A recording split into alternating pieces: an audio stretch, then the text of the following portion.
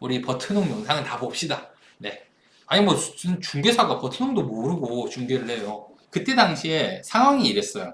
그냥 집도 마음에 들어 했고 이미 집주인분들이랑 약속도 다 잡았고 계약금도 일부 보내놓은 상태였습니다. 그래서 약속 시간만 잡아가지고 계약을 하면 되는데, 이런 경우라 그러면 보통 중개사들은 빨리 계약을 마무리하고 싶을 거예요. 근데 제 경우는 저는 처음 계약을 하는 거니까 절대 그렇지 않았어요. 저는 절대 할 수 없었어요. 자, 이거 주소는 어떻게 쓰는지 보면요, 건축물 대장이랑 등기부 등본이 있어요. 그러면은 건물에 대한 부분들은 이 건축물 대장으로 쓰시는 게 맞습니다. 자, 계약서 내용 설명해 드릴게요. 오늘 계약 진행하는 주택은 다세대 주택이고 전세 계약입니다. 소재지는 서울특별시 강남구 삼성동 1-1번지 햇살빌 제2층의 제202호입니다.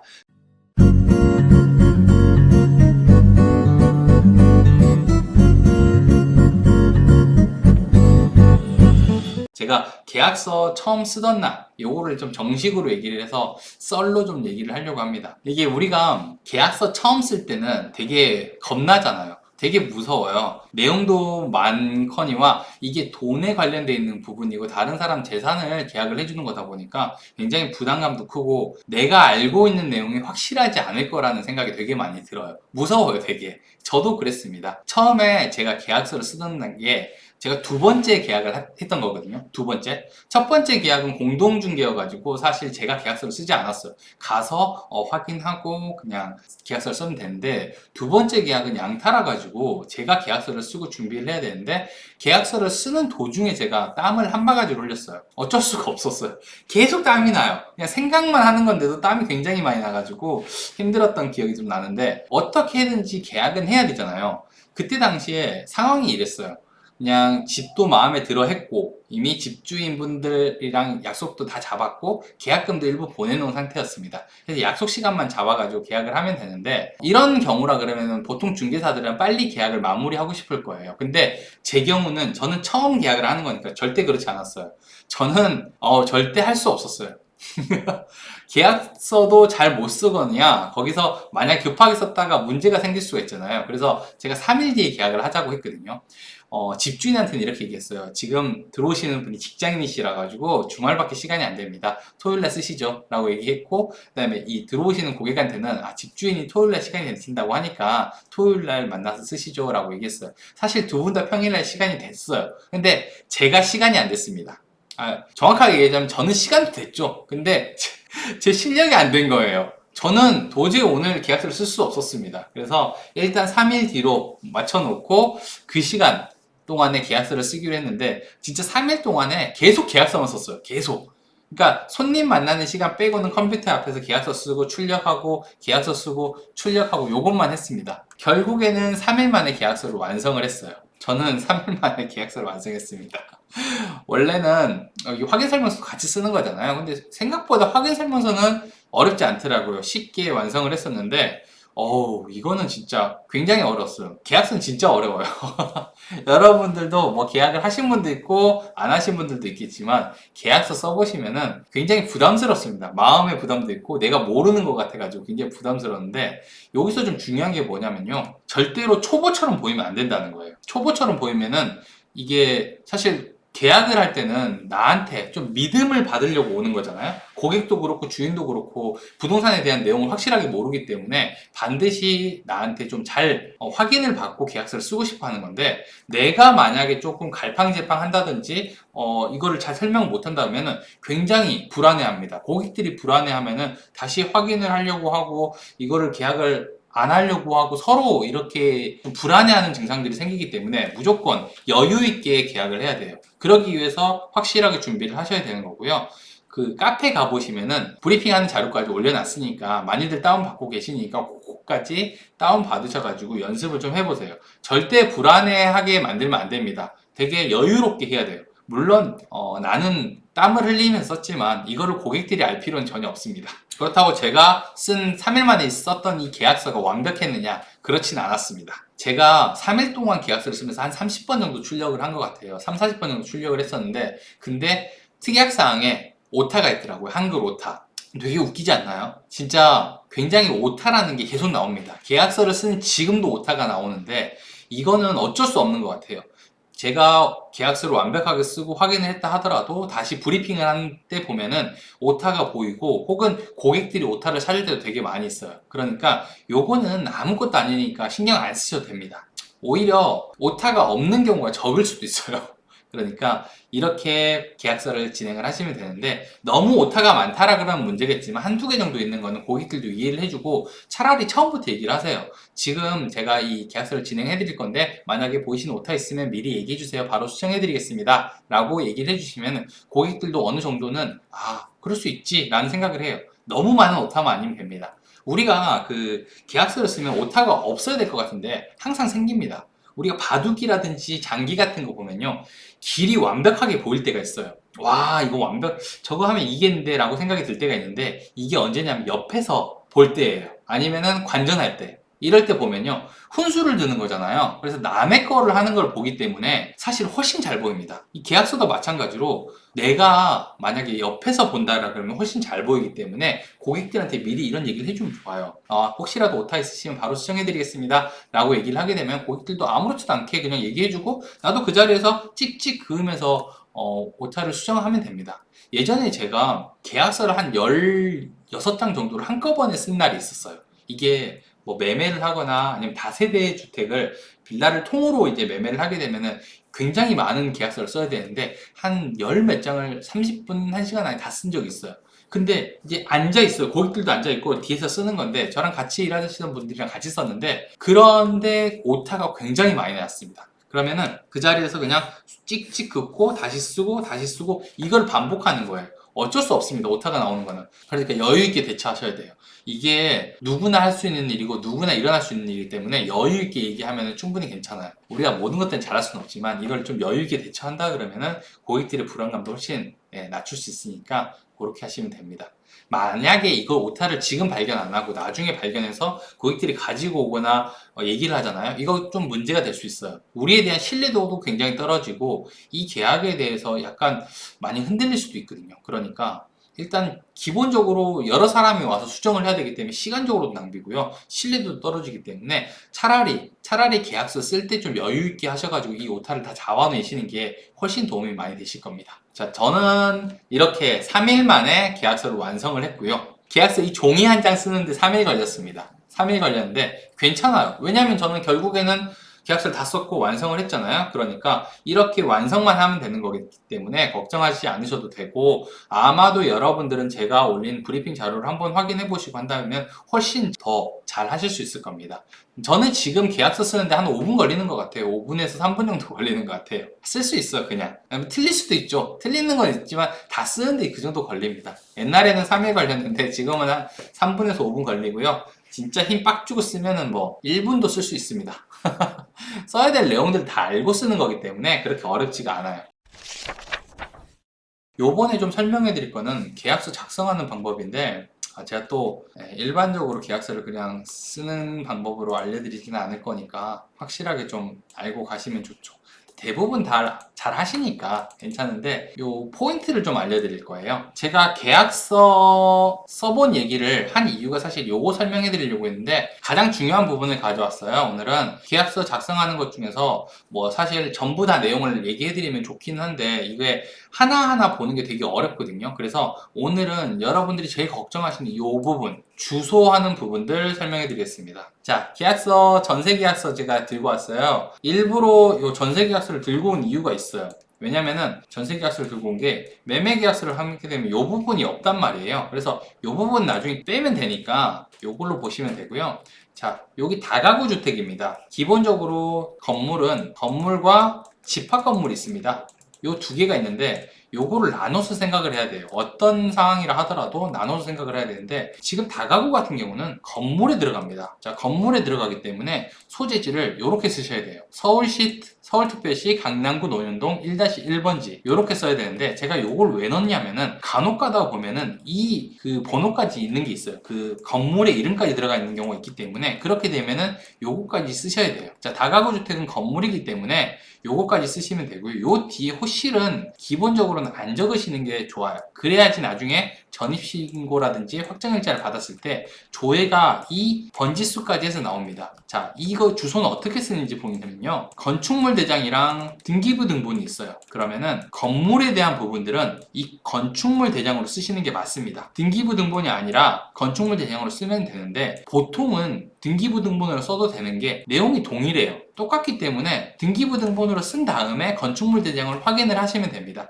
만약에 내용이 틀리다, 자, 내용이 틀리다 그러면은 건축물 대장으로 쓰시는 게 맞습니다. 그리고 나서 등기부 등본을 수정해달라고 구청에 얘기하면 되는데, 여기까지는 잘 안 하고 일단 건축물 대장으로 이 주소를 쓰시면 되고요. 요 번지수까지 정확하게 적어주시면 됩니다. 그리고 나서 토지는 지목은 되겠죠. 당연히 거의 되고, 면적은 이 토지의 면적을 적습니다. 땅의 면적을 적고요. 자, 건물 구조는 뭐 건축물 대장에 나와 있으니까 보고, 그 다음에 다가구 주택 면적을 쓰는데, 여기에는 연면적을 쓰는 겁니다. 연면적. 이 건물이 있다 그러면 땅이 이만큼 있다 라고 하면은 건물이 이만큼 들어서겠죠. 근데 여기가 100평짜리 땅에 막 한 40평 정도에 지었다. 근데 이게 3층이야. 그러면은 연면적은 120평이 되겠죠. 더 크죠, 땅보다. 예, 이런 식으로 적어주시면 되고요. 여기서 이제 제일 중요한 게 여기 나옵니다. 제일 중요한 거는, 자, 임대할 부분인데 요렇게 102호 전체라고 적어주시고요. 위치를 적어주시는 게 좋아요. 지금 현관 우측 첫 번째 문인데, 뭐 계단 옆에,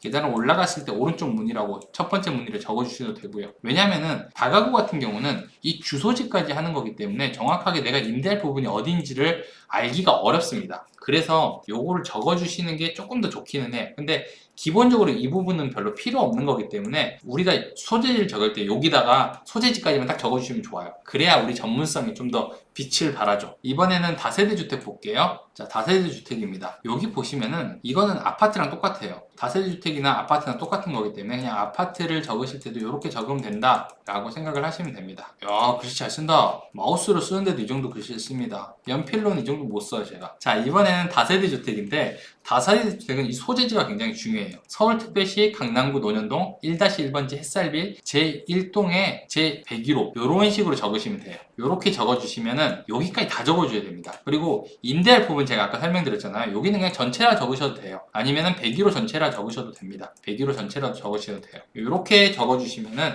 되고, 여기서 다른 것들은 뭐 별거 없을 거예요. 토지 아까 전에 얘기한 것처럼 면적 적어주시면 되는데, 헷갈리는 게 좀 요거 많이 헷갈리시더라고요. 대지권 종류, 요거 소유권으로 적으시면 되는데, 이거는 이제 등기된 건물의 집주인이랑 지금 요거 하시는 분들이랑 대지 사용하는 사람이랑 같았을 때 이렇게 적어주시면 되고요. 간혹 지상권이라든지 다른 권리가 있는 경우도 있으니까 요거는 확인을 하셔야 되는데, 보통은 다 소유권이라고 생각을 하시면 됩니다. 그리고 여기는 대지권 비율이니까 비율 적어주시면 되고, 여기는 전용 공간 적어주시면 돼요. 이것도 건축물 대장에 보면은 정확하게 나와 있습니다. 이렇게 계약서를 적어주시면은 문제가 없으실 거예요. 사실 다가구랑 다세대를 제가 기본적으로 들었는데, 다른 주택들도 기본적으로 똑같습니다. 건물과 집합 건물로 나눠지기 때문에 상가 건물도 똑같고, 상가 건물이랑 그 일반 건물들은 다가구 주택이랑 똑같이 적으시면 되고요.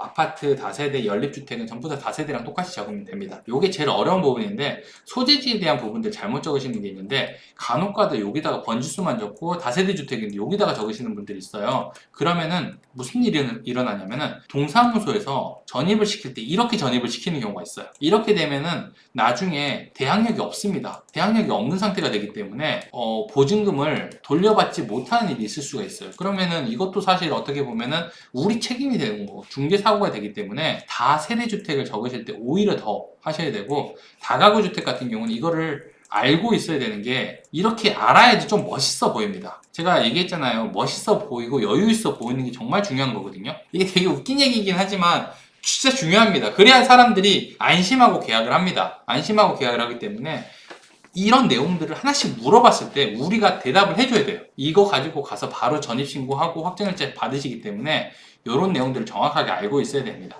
보통은 이거 없는데 1동 이렇게 적혀 있는 것도 있더라고요.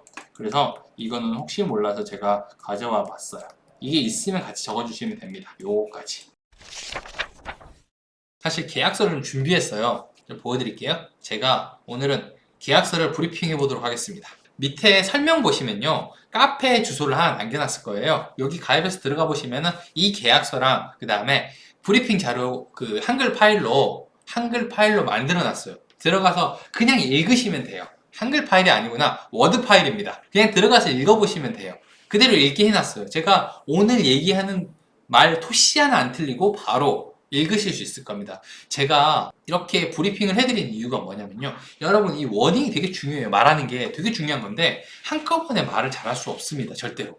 아무리 있는 글을 읽는다고 하더라도 한꺼번에 되지가 않아요. 그러면 계속 반복해서 입에 익숙하게 만드는 겁니다. 서울특별시 강남구 삼성동 이런 식으로 하는 것들은 괜찮아요. 왜냐면 서울특별시 강남구 삼성동이 아니라 논현동이 될 수도 있잖아요. 근데 이걸 전체 한번 읽어본 사람이랑 안 읽어본 사람은 다른 거거든요. 근데 제가 올려드린 그 워드라든지 이런 것들을 확인해 보시고 그대로 읽는 걸 입에만 익숙하게 하면요, 이런 디테일한 부분들은 달라지더라도 상관이 없습니다. 그래서 요거는 나중에 다운 받으시고 지금 가지 마세요. 자꾸 줄어들고 있어요.